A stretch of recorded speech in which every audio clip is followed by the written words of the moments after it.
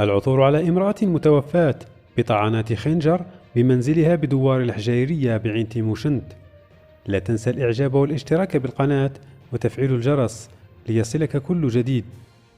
تدخلت مصالح الحماية المدنية بعين تيموشنت ممثلة في الوحدة الثانوية حمام بوحجر من أجل إسعاف امرأة، وعند الوصول تبين وجود امرأة ممددة على الأرض داخل غرفة استقبال بمسكن بدوار الحجيرية بلدية حمام بوحجر، مصابة ب3 طعنات في الرقبة بواسطة خنجر موضوع بجانبها.